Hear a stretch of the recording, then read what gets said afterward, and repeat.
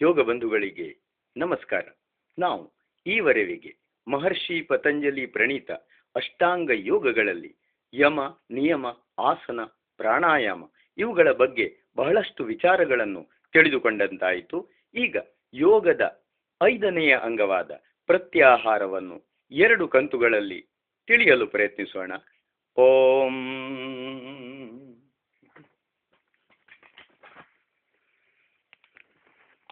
ಪ್ರತ್ಯಾಹಾರ. ಯಮ, ನಿಯಮ, ಆಸನ, ಪ್ರಾಣಾಯಾಮ ಇವುಗಳ ಪರಿಚಯವನ್ನು ಸಾಕಷ್ಟು ಮಾಡಿಕೊಂಡ ಮೇಲೆ ಈಗ ಯೋಗದ 5ನೆಯ ಅಂಗವಾದ ಪ್ರತ್ಯಾಹಾರವನ್ನು ಅರ್ಥ ಮಾಡಿಕೊಳ್ಳಲು ಪ್ರಯತ್ನಿಸೋಣ. ಇದುವರೆಗೆ ಬಹಿರ್ಮುಖ ವೃತ್ತಿ ಹೆಚ್ಚಾಗತೊಡಗುತ್ತದೆ. ನಾವು ಯಮ ನಿಯಮಗಳ ಪ್ರಕರಣದ ಪ್ರಾರಂಭದಲ್ಲಿಯೇ ಯೋಗದ ಪ್ರತಿಯೊಂದು ಅಂಗವು ಚಿತ್ತದ ಏಕಾಗ್ರತೆಯ ಸಾಧನವೇ ಎಂದು ಹೇಳಿರುವುದನ್ನು ಕೇಳಿದ್ದೇವೆ. ಯಮನಿಯಮಗಳ ಅನುಷ್ಠಾನದಿಂದ ಸಾಮಾಜಿಕ ಹಾಗೂ ವೈಯಕ್ತಿಕ ಶಾಂತಿ ಪಡೆದು ಆಸನಾಭ್ಯಾಸದಿಂದ ಶಾರೀರಿಕ ಸ್ವಾಸ್ಥ್ಯವನ್ನು ಗಳಿಸಿ ಪ್ರಾಣಾಯಾಮದಿಂದ ಸಾಮಾಜಿಕ ಹಾಗೂ ವೈಯಕ್ತಿಕ ಶಾಂತಿ ಪಡೆದು ಚಿತ್ತಸ್ಥೈರ್ಯವನ್ನು ಸಾಧಿಸಿದ ಮೇಲೆ ಆ ಚಿತ್ತಸ್ಥೈರ್ಯದಿಂದ ಬಾಹ್ಯ ಸಂಸರ್ಗದಿಂದ ದೂರವಾಗಿ ಚಿತ್ತವು ಒಳಮುಖವಾಗಿ ಬೆಳೆಯುವಂತೆ ಮಾಡಿದಂತಾಯಿತು.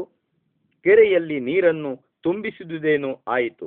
ಈಗ ಅದು ಮರಳಿ ಖಾಲಿಯಾಗದಂತೆ ತೂಬುಗಳನ್ನು ಮುಚ್ಚಿ ನೀರು ವ್ಯರ್ಥವಾಗಿ ಹರಿದು ಹೋಗದಂತೆ ಮಾಡಬೇಕಾದ ಅವಶ್ಯಕತೆ ನಮ್ಮ ಎದುರಿಗೆ ಬಂದು ನಿಂತಿದೆ. ಮನಸ್ಸೆಂಬ ಕೆರೆಯ ಶಕ್ತಿ ಎಂಬ ನೀರನ್ನು ಹುಚ್ಚು ಹುಚ್ಚಾಗಿ ಹರಿಯ ಬಿಡುವ ತೂಬುಗಳೇ ಪಂಚಜ್ಞಾನೇಂದ್ರಿಯಗಳು. ಈ ಪಂಚಜ್ಞಾನೇಂದ್ರಿಯಗಳ ವಿಷಯ ಸಂಬಂಧವೆಂಬ ಬಾಯಿಯನ್ನು ಮುಚ್ಚಿ ಅವುಗಳ ಶಕ್ತಿಯನ್ನು ಮನಸ್ಸಿಗೆ ಹಿಂದಿರುಗಿಸುವುದೇ ಪ್ರತ್ಯಾಹಾರ. ಮಹರ್ಷಿ ಪತಂಜಲಿಗಳು ಹೇಳಿದ್ದಾರೆ, ಸ್ವವಿಷಯ ಸಂಪ್ರಯೋಗಿ ಚಿತ್ತಸ್ಯ ಸ್ವರೂಪಾನುಕಾರ ಇವೇಂದ್ರಿಯಾಣಾಂ ಪ್ರತ್ಯಾಹಾರ. ಯೋಗ ದರ್ಶನ ಸಾಧನ ಪಾದದ 54ನೇ ಸೂತ್ರ. ಅಂದರೆ ತಮ್ಮ ತಮ್ಮ ವಿಷಯಗಳ ಸಂಪರ್ಕವನ್ನು ಹೊಂದದೆ ಇಂದ್ರಿಯಗಳು ಚಿತ್ತದ ಸ್ವರೂಪವನ್ನು ಅನುಕರಿಸುವಂತೆ ಇರುವುದೇ ಪ್ರತ್ಯಾಹಾರವೆನಿಸುತ್ತದೆ. ಈ ವಾಕ್ಯ ಅರ್ಥವಾಗಬೇಕಾದರೆ ಮನಸ್ಸಿನ ಮತ್ತು ಇಂದ್ರಿಯಗಳ ಪರಸ್ಪರ ಸಂಬಂಧದ ಪರಿಚಯ ಸ್ಪಷ್ಟವಿರಬೇಕಾದುದು ಅವಶ್ಯಕ. ಮಹರ್ಷಿಕಣಾದರು ವೈಶೇಷಿಕ ದರ್ಶನದಲ್ಲಿ ಮನಸ್ಸಿನ ಲಕ್ಷಣಗಳನ್ನು ಹೀಗೆ ಹೇಳಿದ್ದಾರೆ: ಆತ್ಮೇಂದ್ರಿಯಾರ್ಥ ಸನ್ನಿಕರ್ಷೆ ಜ್ಞಾನಸ್ಯ ಭಾವೋಭಾವ ಇತಿ ಮನಸೋಲಿಂಗಂ. ಎಂದರೆ ಜೀವಾತ್ಮ, ಇಂದ್ರಿಯಗಳು ಮತ್ತು ಅವುಗಳ ವಿಷಯಗಳು ಪರಸ್ಪರ ಸಂಪರ್ಕ ಹೊಂದಿದಾಗಲೂ ಕೂಡ ಒಂದೊಂದು ಸಾರಿ ಅದರ ಜ್ಞಾನ ಉಂಟಾಗುವುದು, ಒಂದೊಂದು ಸಾರಿ ಉಂಟಾಗದಿರುವುದು ಇದೇ ಮನಸ್ಸಿನ ಕುರುಹು ಎಂದರ್ಥ. ಉದಾಹರಣೆಗೆ, ನಮ್ಮ ಚಿತ್ತ ಯಾವುದೋ ಗಂಭೀರವಾದ ಆಲೋಚನೆಯನ್ನು ಮುಳುಗಿದೆ ಎಂದು ಇಟ್ಟುಕೊಳ್ಳೋಣ. ಆಗಲೂ ನಮ್ಮ ಜೀವಾತ್ಮ ಶರೀರದಲ್ಲಿದ್ದೇ ಇದ್ದಾನೆ, ಕಣ್ಣು ತೆರೆದುಕೊಂಡೇ ಇದೆ. ಆಗ ಒಂದು ದೊಡ್ಡ ಚೇಳು ನಮ್ಮ ಮುಂದೆ ಹರಿದು ಬರುತ್ತದೆ. ಕಣ್ಣಿನ ವಿಷಯವಾದ ರೂಪ ನಮ್ಮ ಎದುರಿಗಿದೆ, ಆದರೂ ಸಹ ನಮಗೆ ಅದರ ಅರಿವೆಯೇ ಆಗುವುದಿಲ್ಲ. ಇದು ಜ್ಞಾನದ ಅಭಾವವಾಯಿತು. ಅದೇ ನಮ್ಮ ಮನಸ್ಸು ಯಾವ ಚಿಂತೆಯಲ್ಲಿಯೂ ಮುಳುಗದೆ ಬಹಿರ್ಮುಖವಾಗಿಯೇ ಇದ್ದಲ್ಲಿ ನಮಗೆ ಕೂಡಲೇ ಆ ಚೇಳಿನ ರೂಪ ಕಣ್ಣಿಗೆ ಬಿದ್ದು ನಾವು ಯಾವುದೋ ಪ್ರತಿಕ್ರಿಯೆಯನ್ನು ತೋರಿಸುತ್ತೇವೆ. ಇದು ಜ್ಞಾನದ ಭಾವವಾಯಿತು. ಈ ಉದಾಹರಣೆಗಳಿಂದ ತಿಳಿದು ಬರುವುದಾದರೂ ಏನು? ಮನಸ್ಸಿನ ಸಹಕಾರವಿಲ್ಲದೆ ಇಂದ್ರಿಯಗಳು ಏನನ್ನೂ ಮಾಡಲಾರವು. ಇಂದ್ರಿಯಾರ್ಥಗಳ ಜ್ಞಾನ ನಮಗೆ ಉಂಟಾಗುವುದು ಮನಸ್ಸಿನ ಮೂಲಕವೇ. ಮನಸ್ಸಿನ ಸಹಕಾರದಿಂದ ಇಂದ್ರಿಯಗಳು ಬಾಹ್ಯ ಜಗತ್ತಿನೊಂದಿಗೆ ತಮ್ಮ ಸಂಪರ್ಕವನ್ನು ಕಲ್ಪಿಸುತ್ತವೆ. ಆ ಸಂಪರ್ಕದಿಂದ ಒಳ್ಳೆಯ ಅಥವಾ ಕೆಟ್ಟ ಪ್ರತಿಕ್ರಿಯೆಯನ್ನು ಮನಸ್ಸು ತೋರಿಸುತ್ತದೆ. ಆ ಪ್ರತಿಕ್ರಿಯೆ ನಮಗೆ ಅಹಿತವೆನಿಸಿದರೆ ದುಃಖವೆಂದುಕೊಳ್ಳುತ್ತೇವೆ, ಹಿತವೆನಿಸಿದರೆ ಸುಖವೆಂದುಕೊಳ್ಳುತ್ತೇವೆ. ಶ್ರೀಕೃಷ್ಣನು ಹೇಳಿಯೇ ಇದ್ದಾನೆ, ಇಂದ್ರಿಯಸ್ಯೇಂದ್ರಿಯಸ್ಯಾರ್ಥೆ ರಾಗದ್ವೇಷವು ವ್ಯವಸ್ಥಿತವು ತಯೋರ್ನ ವಶಮಾಗಚ್ಚೆ ತೌಹ್ಯಸ್ಯ ಪರಿಪಂಥಿನವು. ಪ್ರತಿಯೊಂದು ಇಂದ್ರಿಯದ ವಿಷಯದಲ್ಲಿಯೂ ರಾಗದ್ವೇಷಗಳು ಇದ್ದೇ ಇವೆ. ಆ ರಾಗದ್ವೇಷಗಳಿಗೆ ವಶನಾಗಬಾರದು, ಏಕೆಂದರೆ ಅವು ಆತ್ಮನ ಶತ್ರುಗಳು. ನಾವು ಪಾತಂಜಲ ದರ್ಶನದಲ್ಲಿ ಬೇರೊಂದು ಕಡೆ ಓದಿದಂತೆ ಸುಖಾನುಶಯಿ ರಾಗ ದುಃಖಾನುಶಯಿ ದ್ವೇಷ ಎಂದರೆ ಸುಖವನ್ನು ಬಲ್ಲವನಿಗೆ ಸುಖದ ಸ್ಮರಣೆಯಿಂದ ಸುಖದಲ್ಲಾಗಲಿ ಅದರ ಸಾಧನದಲ್ಲಾಗಲಿ ಹುಟ್ಟುವ ಆಸೆ, ತೃಷ್ಣಾ ಅಥವಾ ಲೋಭಕ್ಕೆ ರಾಗವೆಂದು ಹೆಸರು. ದುಃಖವನ್ನು ಬಲ್ಲವನಿಗೆ ದುಃಖದ ಸ್ಮರಣೆಯಿಂದ ದುಃಖದಲ್ಲಾಗಲಿ ಅದರ ಸಾಧನದಲ್ಲಾಗಲಿ ಹುಟ್ಟುವ ವಿರೋಧ, ತಾಪ, ಹಿಂಸೆ ಅಥವಾ ಕ್ರೋಧವನ್ನು ದ್ವೇಷವೆನ್ನುತ್ತೇವೆ ಎಂದು ಶ್ರೀಮದ್ ವ್ಯಾಸ ಭಾಷ್ಯದಲ್ಲಿ ಹೇಳಿರುತ್ತಾರೆ. ಈ ಬಗೆಯ ಲೋಭ ಮತ್ತು ಕ್ರೋಧ ಪ್ರತಿಯೊಂದು ಇಂದ್ರಿಯಾರ್ಥಗಳಲ್ಲಿಯೂ ಇದ್ದೇ ಇರುತ್ತದೆ. ಆದುದರಿಂದ ಇಂದ್ರಿಯಗಳು ಬಾಹ್ಯ ವ್ಯಾಪಾರದಲ್ಲಿ ತೊಡಗುವವರೆಗೆ ರಾಗ ಅಥವಾ ದ್ವೇಷದ ಕಪಿಮುಷ್ಟಿಗೆ ಸಿಕ್ಕದೇ ಇರಲು ಸಾಧ್ಯವೇ ಇಲ್ಲ. ಈ ಬೇಡಗಳ ತಿಕ್ಕಾಟದಿಂದ ಮನಃಶಕ್ತಿ ಕ್ಷೀಣವಾಗಿ ಹೋಗುತ್ತದೆ. ಎಂತಹ ಒಳ್ಳೆಯ ಸಂಪರ್ಕವೇ ಆದರೂ ವಿಷಮವಾಗಿ ಪರಿಣಮಿಸುವ ಸಂಭವವಿದ್ದೇ ಇರುತ್ತದೆ. ಹನುಮಹಾರಾಜನು ಎಷ್ಟು ಚೆನ್ನಾಗಿ ಹೇಳಿದ್ದಾನೆ, ಮಾತ್ರ ಸ್ವಸ್ರ ದುಹಿತ್ರಾವ ನ ವಿವಿಕ್ತಾಸನೋ ಭವೇತ್ ಬಲವಾನ್ ಇಂದ್ರಿಯ ಗ್ರಾಮೋ ವಿದ್ವಾಂಸಮಪಿ ಕರ್ಷತಿ. ತಾಯಿಯಾಗಲಿ ಸೋದರಿಯಾಗಲಿ ಅಥವಾ ಮಗಳೇ ಆಗಲಿ ಮಾನವನು ಏಕಾಂತದಲ್ಲಿ ಅವರೊಂದಿಗೆ ಒಂದೇ ಆಸನದಲ್ಲಿ ಕುಳಿತುಕೊಳ್ಳಬಾರದು, ಏಕೆಂದರೆ ಇಂದ್ರಿಯ ಸಮೂಹ ಬಲಶಾಲಿಯಾದುದು. ಇದು ವಿದ್ವಾಂಸರನ್ನು ಕೂಡ ಆಕರ್ಷಿಸಿಯೇ ತೀರುವುದು. ಇದರಲ್ಲಿ ಸಂದೇಹವೇನು?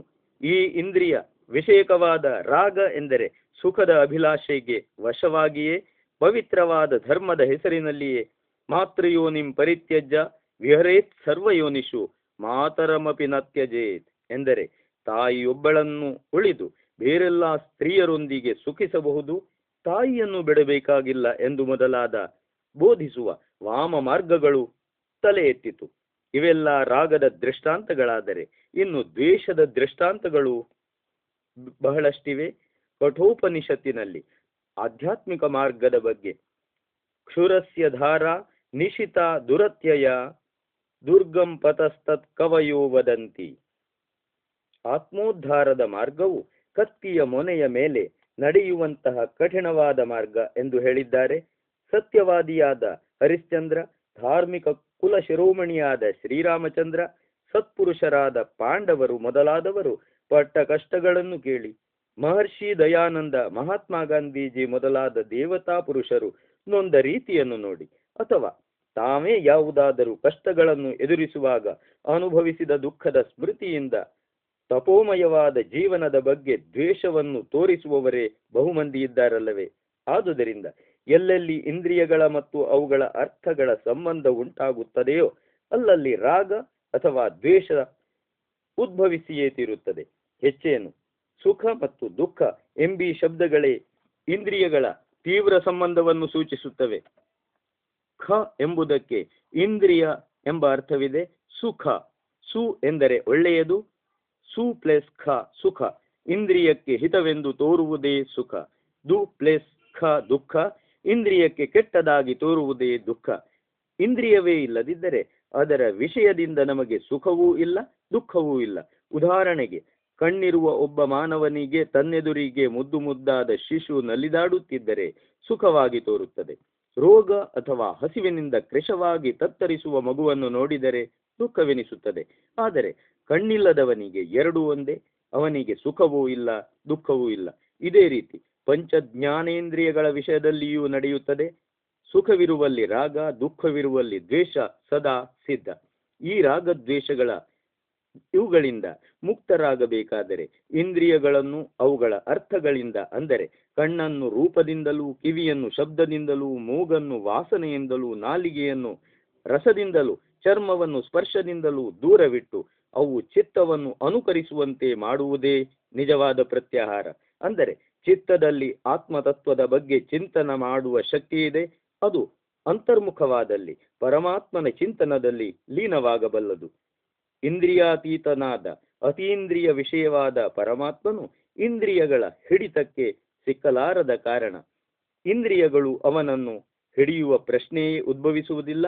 ಅದೇ ಕಾರಣದಿಂದ ಪತಂಜಲಿಗಳು ಚಿತ್ತದ ಸ್ವರೂಪದ ಅನುಕರಣೆ ಎಂದು ಹೇಳದೆ ಅನುಕರಣೆಯಂತೆ ಎಂದು ಹೇಳಿದ್ದಾರೆ.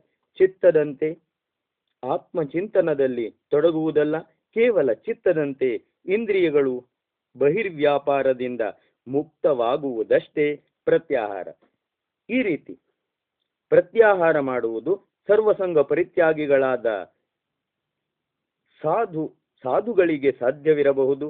ನೇತ್ರ, ಶ್ರೋತ್ರ, ನಾಸಿಕ, ಜಿಹ್ವೆ, ತ್ವಚ ಈ 5 ಜ್ಞಾನೇಂದ್ರಿಯಗಳ ಉಪಯೋಗವನ್ನೇ ನಿಲ್ಲಿಸಿ ಬಿಡುವುದು ಸಾಂಸಾರಿಕರಿಗೆ ಸಾಧ್ಯವೇ? ಹಾಗೆ ಒಳ್ಳೆಯದು ಕೆಟ್ಟದು ಎರಡರಿಂದಲೂ ದೂರ ಓಡುವುದಾದರೆ ಜಗದೀಶ್ವರನು ಪಂಚ ಜ್ಞಾನೇಂದ್ರಿಯಗಳ ರಚನೆಯನ್ನಾದರೂ ಏಕೆ ಮಾಡುತ್ತಿದ್ದನು? ಕಣ್ಣಿನಿಂದ ಏನನ್ನೂ ನೋಡಬೇಡಿ, ಕಿವಿಯಿಂದ ಏನನ್ನೂ ಕೇಳಬೇಡಿ, ಮೂಗಿನಿಂದ ಏನನ್ನೂ ಮೂಸಬೇಡಿ, ನಾಲಿಗೆಯಿಂದ ಏನನ್ನೂ ಸವಿಯಬೇಡಿ ಮತ್ತು ಚರ್ಮದಿಂದ ಏನನ್ನು ಸ್ಪರ್ಶಿಸಬೇಡಿ ಎನ್ನುವುದಾದರೆ ಇನ್ನು ಜ್ಞಾನ ಸಂಚಯದ ಮಾರ್ಗವನ್ನು ಮುಚ್ಚಿದಂತೆಯೇ ಅಲ್ಲವೇ ಎಂಬ ಪ್ರಶ್ನೆ ಸ್ವಾಭಾವಿಕವಾಗಿ ಉದ್ಭವಿಸುತ್ತದೆ. ಇಂದ್ರಿಯಗಳನ್ನು ಚಿತ್ತಕ್ಕೆ ಹಿಂದಿರುಗಿಸಿ ಕ್ರಿಯಾಶೂನ್ಯವಾಗಿ ಮಾಡುವ ಪ್ರತ್ಯಾಹಾರ ಪಾರಮಾರ್ಥಿಕರಿಗೆ ಮಾತ್ರ. ಅಂದರೆ ಸಾಂಸಾರಿಕರಿಗೆ ಪ್ರತ್ಯಾಹಾರದ ಅಗತ್ಯವಿಲ್ಲವೆಂದಲ್ಲ. ಪ್ರತ್ಯಾಹಾರದ ಫಲದ ವಿಷಯದಲ್ಲಿ ಪತಂಜಲಿಗಳು ಹೇಳಿರುವುದನ್ನು ನಾವು ಮುಂದಿನ ಸಂಚಿಕೆಯಲ್ಲಿ ತಿಳಿಯಲು ಪ್ರಯತ್ನಿಸೋಣ. ಓಂ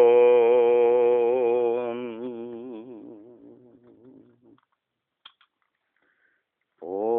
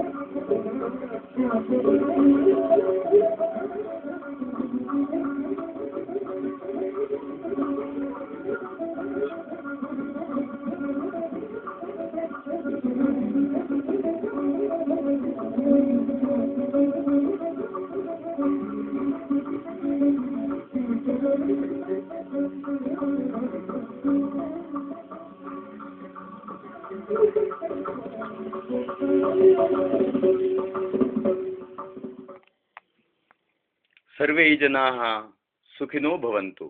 ಸಮಸ್ತರಿಗೂ ಪರಮಾತ್ಮನು ಮಂಗಳವನ್ನು ಉಂಟು ಮಾಡಲಿ. ಓಂ ಶಾಂತಿ.